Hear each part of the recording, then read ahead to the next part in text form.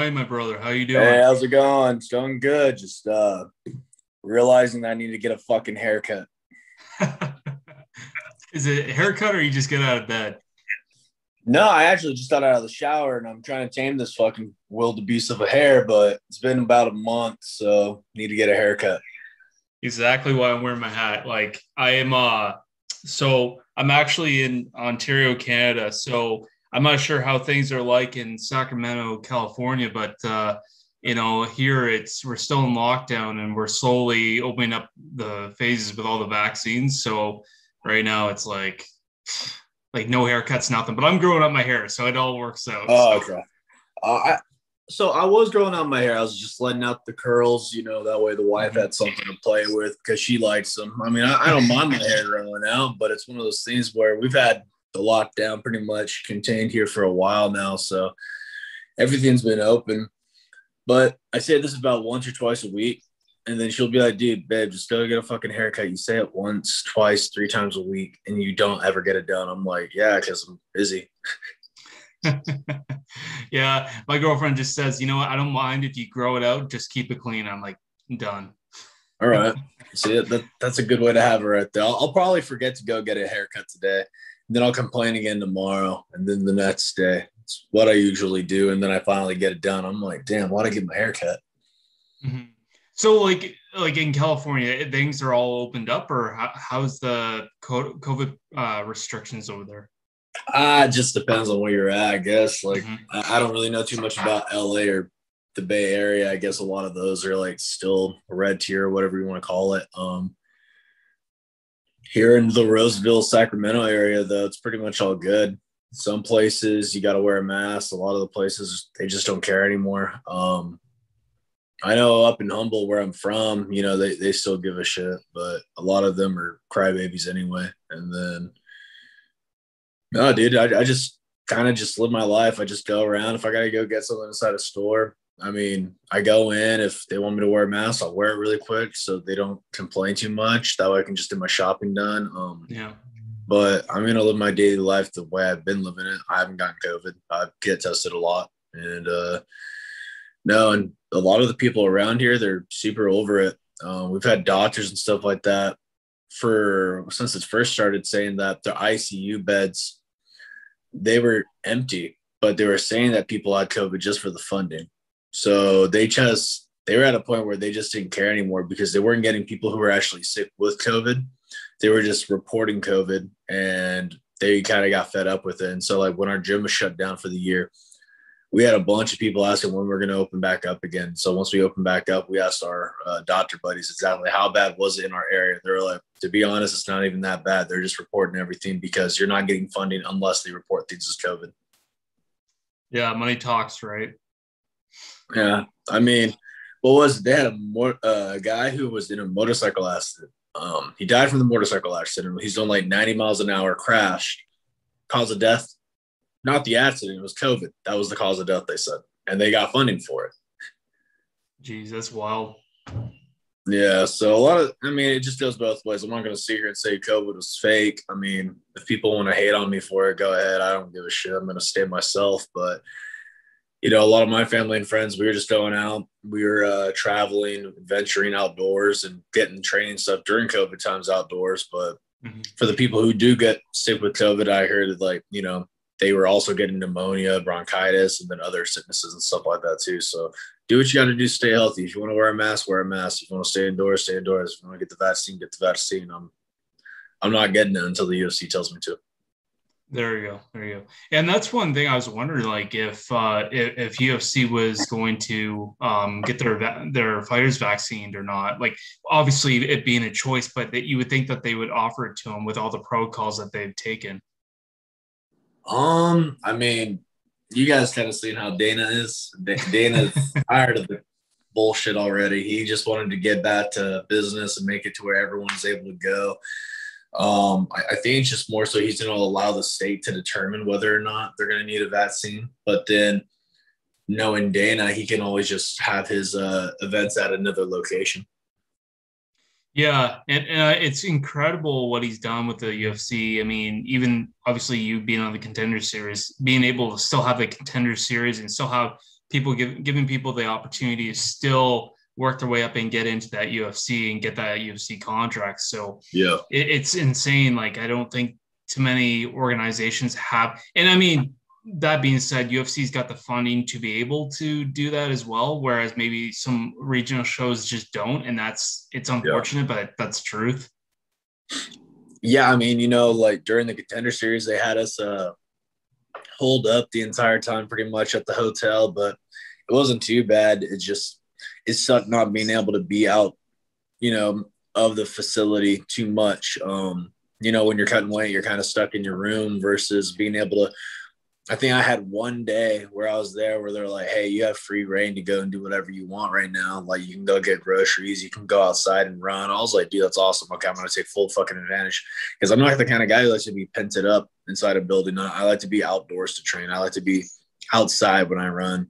It's kind of hard when you're stuck in a little room, but, the little room was good because we were able to, like, turn up the heat really high. I was able to wear my suit and stuff like that. And, get my striking in, my jiu-jitsu, my MMA, and then hit the, those little sauna pods that they have, like the little personal sauna chambers. But they took really good care of us. They had really good food for us and all that stuff. And then it also helped having a great management team being able to get through, just because they had all their COVID stuff said and done. Okay, fair enough. Now, I do want to kind of dig in your career here. I just want a little bit of backstory. So I know obviously your brother is MMA as well. I got to make his Contender Series debut the same night you did. You guys both won. That's pretty sweet. But did you both get into the sport at the same time, or did you get in first, or did he get in first? How'd that all work out? So we started training around the same time, and I was going to college. So I was going to Oregon State to go to wrestle, but there's something going on where the teachers and the faculty, like the counseling office that dictates what classes you take, there's some weird new rule back in 2012 that if you were a freshman, you had to mandatorily take this stupid health 101 class. And the dumbest part about it was you were learning shit that was so outdated that all of it was wrong. Like, the majority of it was wrong. It was like stuff from you were learning 1998 versus 2012. Mm-hmm. And I'm sitting there doing this test thinking these are all the wrong answers, and you're having to answer it by the book. So for me, it was a waste of time. And that cut into like the times that the wrestling practices were. So twice a week I'd be missing wrestling practice. So I wasn't even able to wrestle because you had to go 5 days a week.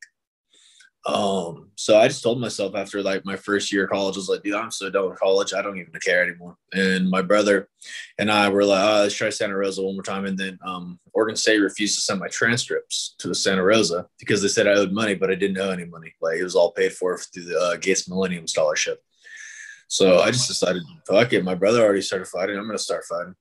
And he had his first fight before me, and I was cornering him. I was like, dude, yeah, I definitely want to do this now. I'm not going to keep waiting to wrestle. I already know I have what it takes to be a fighter. I'm just going to fight. And then after he had his first fight, we both ended up with one of our really, really good friends, Jeremy, being in the same fight night. So it was a tournament style. So my brother and I, we both won our tournament. And then our bro Jeremy, he ended up winning his fight too. So it was just a really, really good time. And then we just fell in love with it more and more. Nice. Excellent. And Galaxy, I mean, I guess is pretty obvious your nickname. Is it because of your first name, or how'd that come out? So my high school wrestling coach, Mike Lee, actually gave me the nickname Galaxy growing up just because of my first name, because, he was talking about, the Galaxy Orion. I was like, but there's no Galaxy Orion. I was like, that's a Men in Black reference. I was like, I did that though. But then he was saying that inside the belt of Orion. And so as a kid, I was like, oh, that's pretty cool. And it helped me get into more of like the astronomy aspects. And so I learned a lot about different like constellations and what different types of stars were and stuff like that, what the alignments, not what they meant astrologically, because I'm not no zodiac bitch, but I don't care about that shit too much. If someone's like, oh, he's a Cancer, so that's why he acts this way. It's like, no, bitch, I act this way because of the way I grew up. Okay. But no, it was my high school wrestling coach who gave me that name. I had a couple of people there asking me, they're all, how come you're not the legendary Super Saiyan, or how come your nickname's not Goku or something like that? I was like, fuck, I mean, I've just been known as Galaxy for a long time, so I'll stick with it. It works. Fair enough. And I mean, looking at your career, obviously starting your career, were you always at Team Alpha Male, or did you go there halfway through your career? When did I you moved decide to I train moved there? down here a couple of years ago. So Okay, so just yeah, recently. yeah, I was always up in Humboldt for the majority of my career, and then I Wow. moved a couple of years ago. What prompted your decision to move there? That being said, them being such a great gym. Uriah. Actually, he was trying to get me and my brother to come down for the longest time. And then after my buddy Jeremy passed away, I was like, hey, I gotta get out of Humble, dude. I was like, I don't want, because Jeremy, he had what it took, but he always held himself back. And so it was just one of those things where he would like do good with his fighting, but then he would turn down like a good fight because he didn't have the self-confidence versus at the time, I was like, man, like, can I really make it big just being here in Humboldt? Do I need to be at a bigger gym? And then I moved, and then lo and behold, my brother got that Combate fight, so he was noticed first by our management, and then yeah, we were able to get the Contender Series fights. But I don't regret making that move at all because I got to meet Uriah, and he's just been nothing but a great guidance counselor for me as both instructor and teacher, in terms of like the training and the finance and stuff like that. And then I was out of there for a while though, just because of my injury. So when I was getting starting to get back to the heavy training again for my Nick Dalby fight, I was only able to make it in there a couple of days, and then I just overtrained. I was at work, fourth training session of the day, and I felt something just pop and pinch, and yeah, for a couple of months I was out, and so I'm finally just getting back in there. Slowly and gradually. I was in there last week getting some sparring in with my buddy Luke, just because he's a super tall, big guy. And he was saying how like, oh man, bro, it's so good to have the big guys back in here. I was like, what are you talking about? He's all, there's not really any big guys right now. And I was like, but he meant like big guys that do like the pressure style game, just because I'm a pressure style fighter. And he likes that too, just because it helps him get better and he helps me get better against the tall, lengthy guys. But I like Alpha Male, man. You got all those top notch level guys. Their style is a little bit different than mine. I'm not going to sit here and say that they're all pressure style, but a lot of them, I like to say they're counter pressure. So they'll pressure for a second and then they'll expect to try to counter, Yeah. but which is a good style for them because of their body types. But for me, I'm a wrestler. I grew up heavy and dense, and I like to stand and bang with people. I like to hit people. So I want to keep marching forward the entire time. And so it's good having all those different styles of partners at the gym to work with. That way you can capitalize and benefit from all that stuff. I was supposed to spar today, but I ended up popping my ankle pretty good the other day. So I just decided to take today off. I got 2 months. There's no reason to go out there and just do what I did the first time and have an injury and then think, oh, I'll just train through it. It's like, no, I'm young. I got to think about my career in the long terms. And then tomorrow morning, I already hit up one of my buddies at Alpha Male and told him we'll get some training in and we'll do some stand-up striking that way. Because my foot's starting to feel better today. I just wanted to give it one more. That way I'm not, going too hard on it. So I'll probably just hit some light cardio and light weightlifting today. Obviously, I know that you believe in your skills. Obviously, your record speaks for itself. But do you feel like Team Alpha Male really brought your game from here to here? I can't say that just because I don't only train at Alpha Male. I trained at Alpha Male. I trained at my work at UFC Gym Rockland, and then I still went home to Humboldt to go train at Lost Boys to be with my brother and my original team as well. So it's the mixture of being able to train at all three locations, without having any of them, give me shit about it. They understand you're not going to get better just training at one gym. You need to be able to go and train with the people you train with. You need to be able to train with new people. You need to be able to go and venture out and train at different locations. You need to start building those connections is the way I see it, because if you're the top dog in your gym, you're not going to get better. You need to be able to train and travel. And I'm not going to sit here and say I'm the top dog at Alpha Male. Everyone's really good at their own weight classes, but there's not really too many people bigger than me. And, the only guy bigger than me right now at Alpha Male, I believe, is Luke Brewer. So he's 6'6", 82-inch reach with a fucking, I think he's gonna fight at 185 now. But him and we don't even try to go hard to see who's top dog. We just try to make each other better. And so that's the way I believe in training. It's I'm not gonna try to go and hurt my partners when my job as a fighter is to try to get myself better. And the only way I'm going to do that is if my training partners are healthy.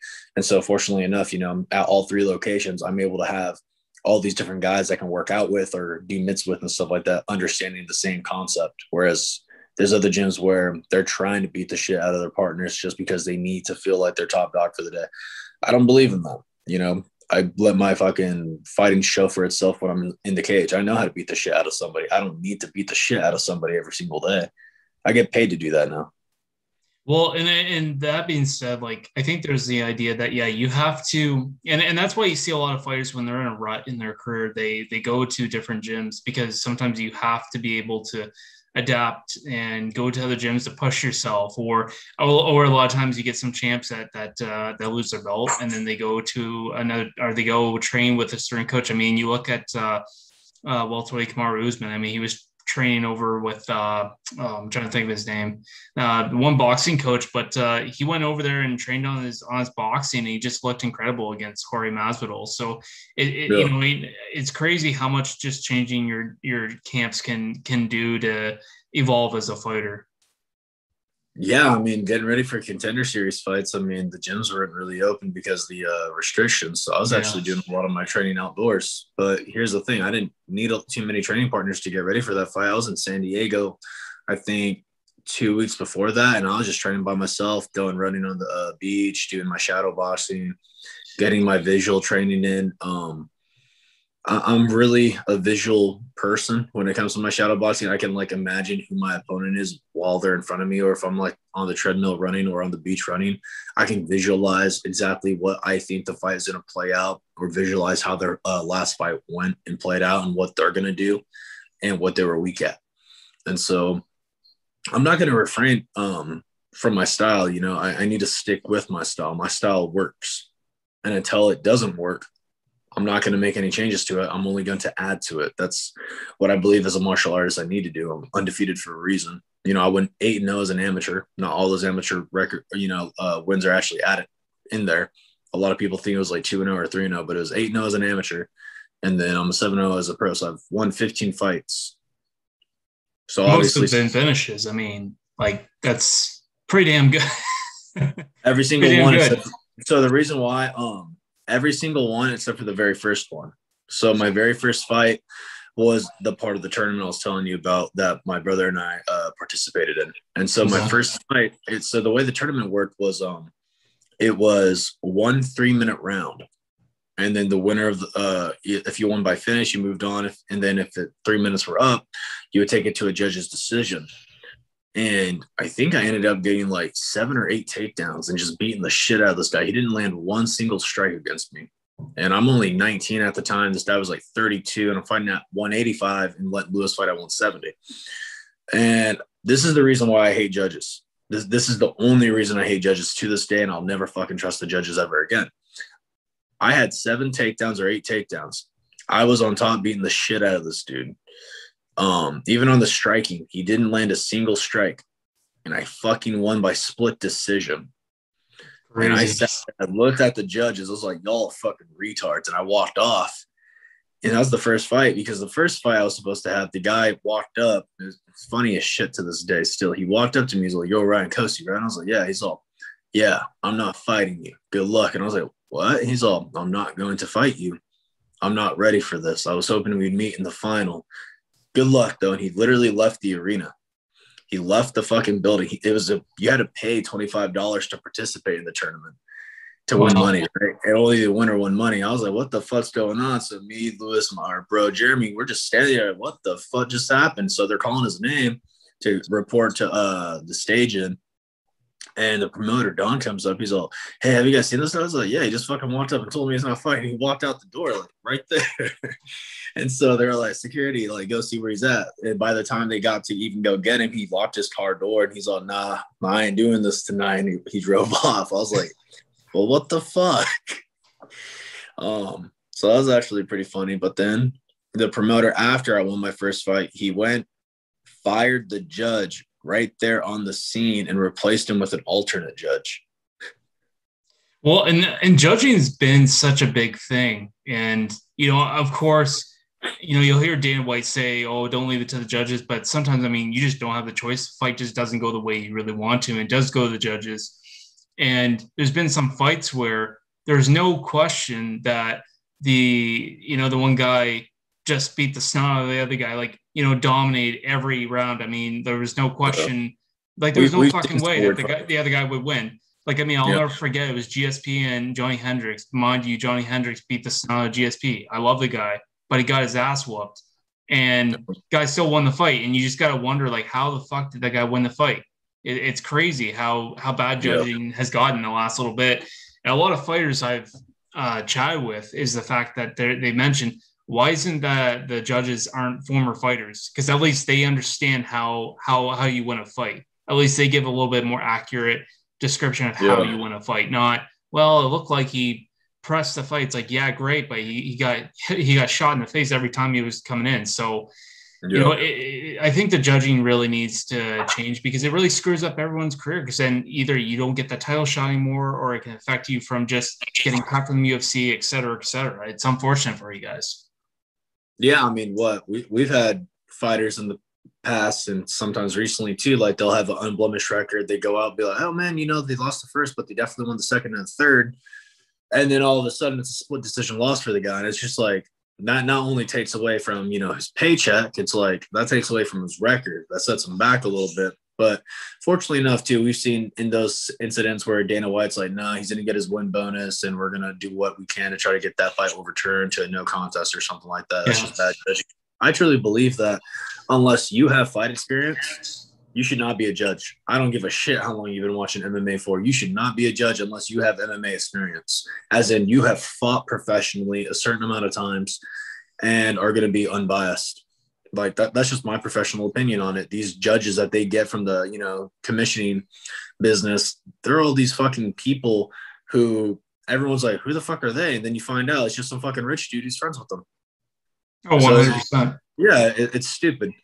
And I wouldn't be surprised if some of those rich people, when they're making bad calls, it's like, why did you make that bad call? It's like, those motherfuckers, like, they need to be investigated and suspended for that shit, because of the fact that you are digging into someone's paycheck, you're digging into someone's career, and maybe that win could have been what could have got them a title shot next. But then you got a loss, and you're like, what the fuck? Like, there's no way that was a loss. That still sets them back, depending on who's next in line and stuff like that. But no, in situations like that, I think what the athletic commission needs to do, and I think some other people would be willing to speak for it as well, is if a judge scores a fight blatantly wrong, investigate whether or not they had money on that fight. Investigate whether one of their family or friends had money on that fight, and if found to be true, punish them.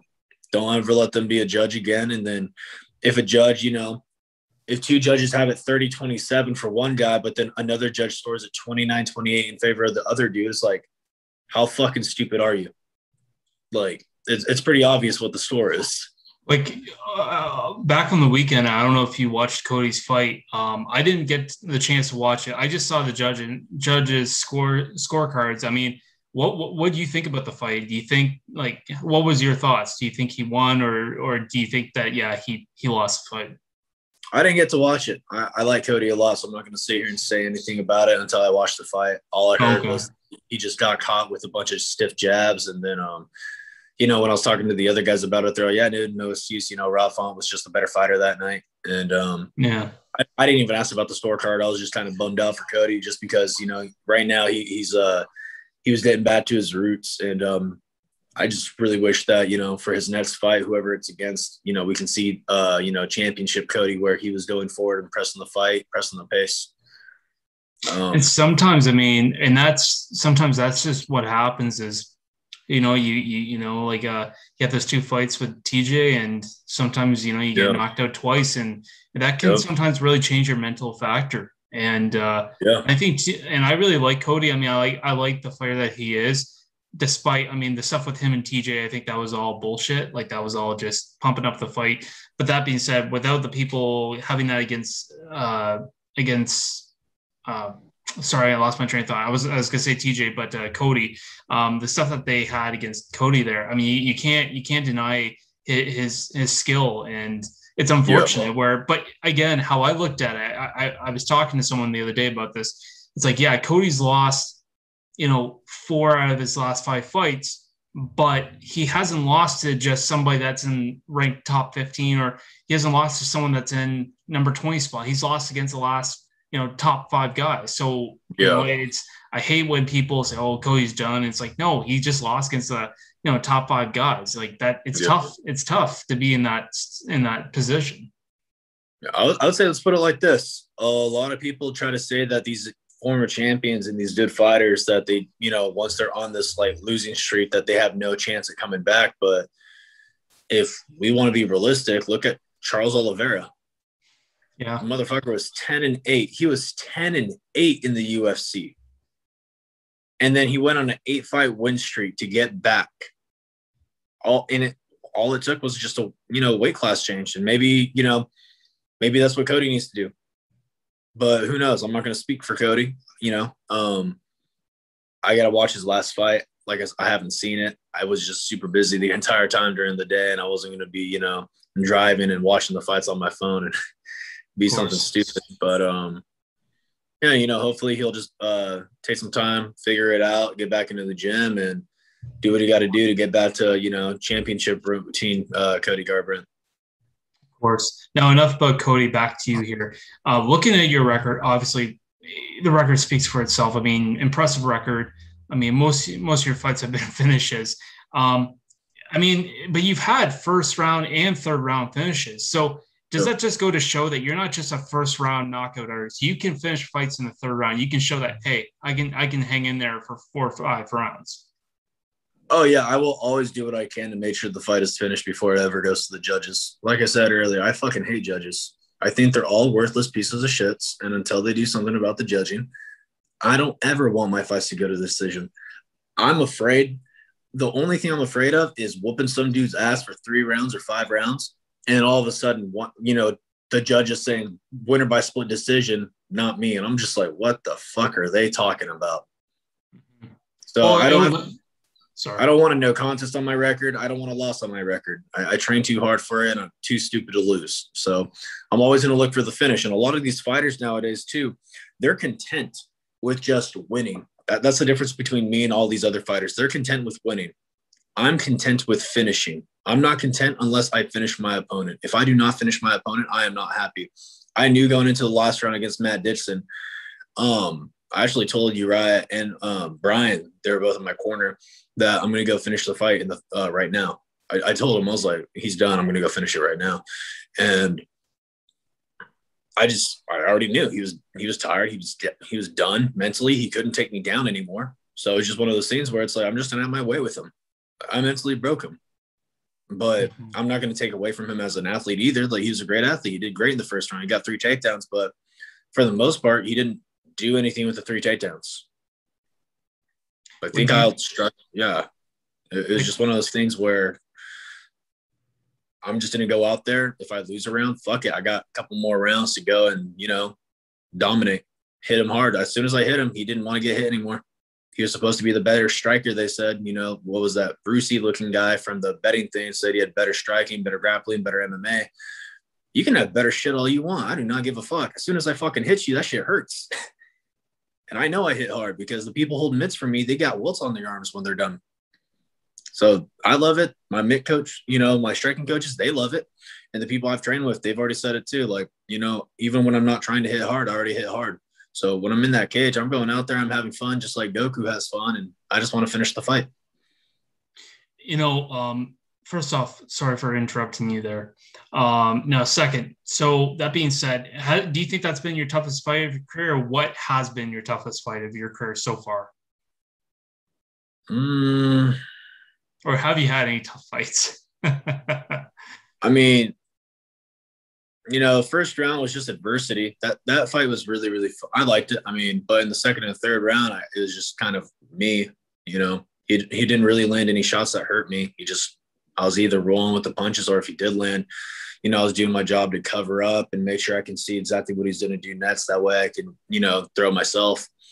Another crop shot fight. That was my second fight in 5 weeks. So I was doing a 3-fight in 5-week thing as a pro. And I took that one on 10 days short notice. And so for that, I think, I just went in there thinking too much in the first round. He ended up taking my back. But then after that, Yeah, no, I ended up just turning the tides as soon as he didn't get the choke. I was able to get on top. I was a little sloppy in that moment, and then same thing for him though. As soon as I started hitting him, he did not want to strike anymore. Like he was supposed to be the better striker as well, and then I just pieced him up too. And then Wally Wester, that was actually a really really fun one. I let him because he was flying from Aruba, so he missed weight by like 4 or 5 pounds. And I was like, you know what? I'm not going to cancel the fight just because the guy missed weight. And they're like, well, we'll dock him 30%. I was like, dude, this guy threw all the way from Aruba. You couldn't find me any other guy to fight. Like, fuck that. No, let him have his pay. Um, and no, that was a fun one too. I didn't take any damage in that fight, but trying to put his ass away was tough. That guy had a lot of heart. So finishing him, that one made me tired. And then after the fight, like my elbows and knees and all that shit, they were pretty sore, but toughest fight. That's a hard one. It's either going to be between Wally Wester or Matt Dixon, I guess. The crop shot fight was weird though too, because they were allowing people to smoke cigarettes and weed inside the event, and like they had these mist machines and fog machines going off too. So like we were talking after the fight. And I was like, bro, did you have a hard time breathing? He's like, I couldn't fucking breathe at all. He's like, I was running all the time. We talked to a lot of the other fighters at that event as well, and they were like, dude, like it was so stuffy in there. They were like, we had no idea like what the fuck was going on. I was like, dude, it's all those fog machines. Yeah. And then we're like looking in the stands afterwards, and like there's people smoking and shit. I was like, oh, that's fucked up. Well, there you go, right? Yeah. But that being said, so if the Contender Series wasn't like an option for you, say if like they didn't offer it to you, do you think it was only a matter of time that you and your brother would have been in the offered UFC contract? Of course. I mean, if they didn't, somebody else was going to try to swoop up the brothers.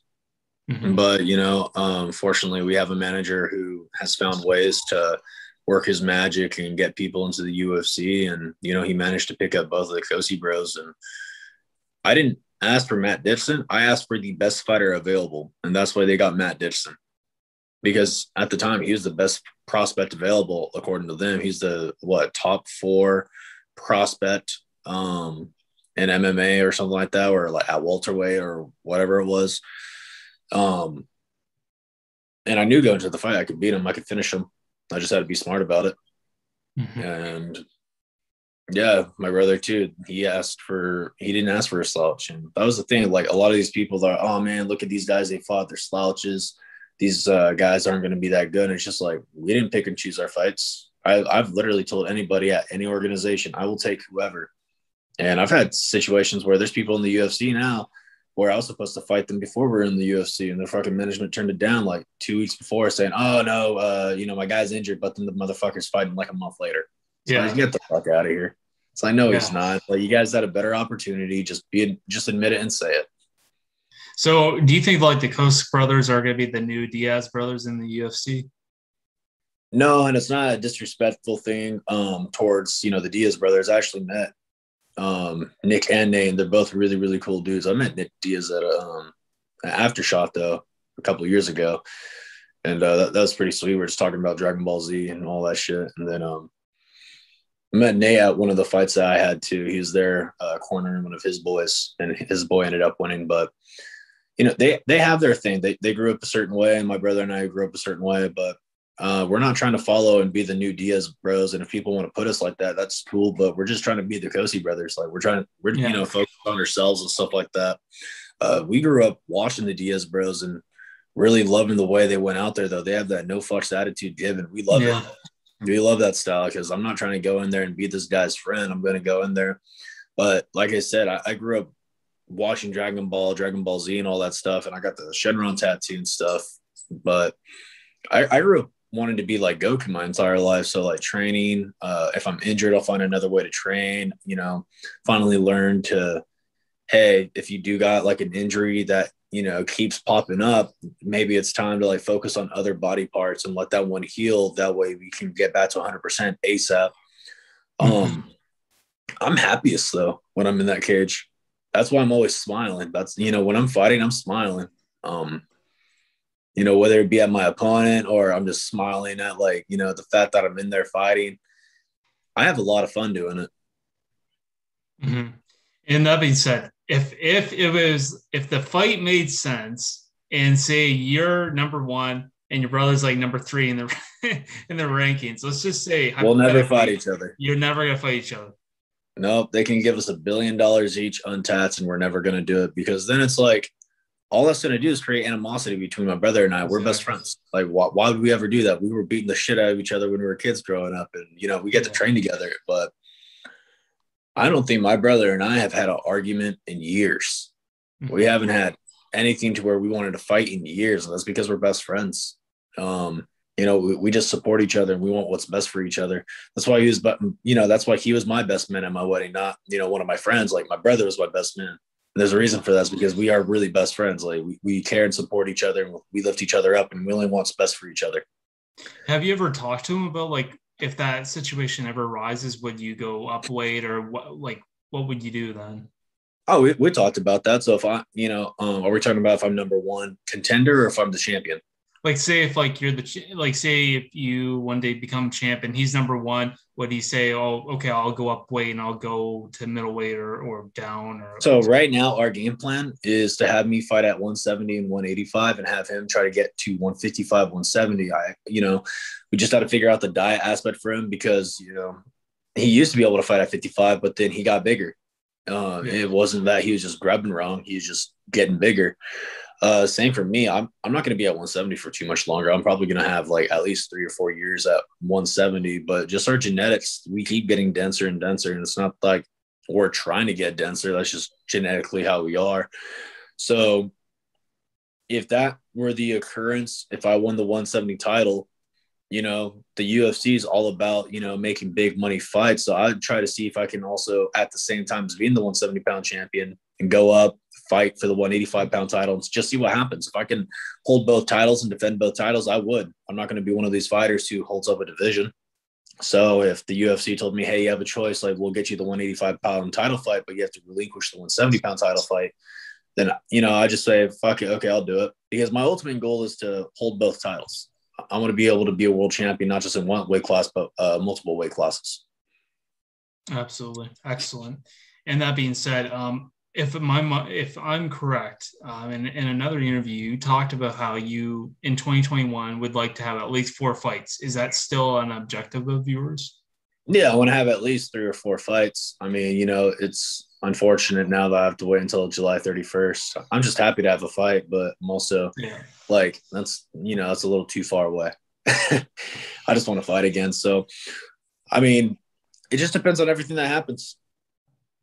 I want to be able to fight 3 to 4 times before the end of the year. And then what I'm going to do is fight in seasons. That way I can, get my body to recover the way I need to. Trying to fight year round. I mean, you guys saw what happened. Who was it? Kevin Holland. He just kept fighting and fighting, but now he's on a 2-fight losing streak. And it's not like he wasn't worse than the guys. Like, on the stand-up, he's beating the shit out of those dudes, almost knocking them out, but they took him down and he couldn't do shit about it. So that could have been fatigue. That could have been anything. We saw him in his Marvin Vettori fight, how fatigued he actually was. He didn't really give himself that much of a break between his Derek Brunson loss versus the Marvin Vettori fight. So going into that, I think like after the first or second round, he looked like he was just tired. And that, all that training, a lot of people don't realize, but when you're in training camps all the time, I had a situation like that where I didn't have a fight for like 3 years between my last amateur fight and my professional debut. It was like 2.5 or 3 years. And I was like, just waiting. Just people kept canceling, backing out, getting injured. I had a situation where I got injured for a bit, but I was just nonstop training all the time. And, you start to realize like that takes a toll on you, like over time, like depending on how hard you're training, because then you think like, hey, you got to fight in 3 weeks. So you ready for, it's like, I've been ready. It's been 1.5 years. I've been training. So you start training, you train, and then the person bats out. So you're like, okay, well, can you give me another fight though? Yeah, in a month. So you're still training hard. And you don't realize how much of a toll that actually does take on you while you're doing MMA and stuff like that. But plan is hopefully get a quick finish in July 31st. If I do, then, maybe a quick turnaround, 1 or 2 weeks. And then I want to try to fight at least twice, maybe get a third fight in there before the end of September. I got some Raiders. I got Raiders games to go to, dude. I got to go to some Raiders games, bro. Fucking, Raider Nation. That starts in September. So I'm trying to get some fights, hopefully in Vegas around the same time. That way I can go to some Raiders games right after I beat some people up. Fair enough. Fair enough. So before I let you go, I just want your thoughts. You got Adesanya and Vettori too. I mean, what happens? Adesanya TKO. I believe so too. I'm not going to say second round though. I've noticed a lot of these main event fights have been going to the second round. I'm going to say Adesanya third round TKO. I agree. And another fighter I was talking to, he mentioned how, both guys have evolved, but I feel like Adesanya has went from here to here, and Vettori has gotten better, but I feel like he hasn't really done anything else. Whereas at least Adesanya got a chance to fight, Jan Blachowicz. Obviously didn't get the win he wanted. Yeah. Personally, I thought he won the fight 3-2, but that being said, like he's really evolved and he's taken more dangerous fights, I find, and he's just evolved so much more as a fighter. So it'll be interesting to see what's going to happen. I think he's wanting to prove that the first fight, I won it, and the second one, I definitely won it. He doesn't want to have any doubt, I think. Yeah, I think Vettori's just it's funny. He tried to say right before his fight against Holland, he's the best MMA. He has the best MMA mindset in the entire game of MMA. And I'm like, I can't really say that if you're not the champion. So I think that's going to eat him up a little bit, is the fact that he has to be reminded during the press conferences and like the interviews and all that stuff that, how does it feel knowing that you have a chance of redemption to redeem your loss? He's going to go into the fight. And we've seen how Marvin Vettori is. He gets too emotional when he fights. And so I think he's going to let his emotions get the best of him. And Adesanya, he's already been out there. He already knows how to defeat Vettori. Just don't get taken down. Keep it on the stand-up. And I think he's going to get Vettori, caught trying to stay in a stand-up battle. And I think he's going to chin check him in the third round and knock him out. Fair enough. Well, Orion, it's been a pleasure having you on here. I appreciate you taking the time on here. I hope you have a wonderful morning in California there, and have a great day. Good luck with your fight. And sounds good. July 31st against Phillip Rowe. So perfect. I don't know what fight number I'm at on the card, or if I'm going to be the first or on the prelims or anything like that, but I'm just happy to be fighting again, and look forward to talking to you again, man.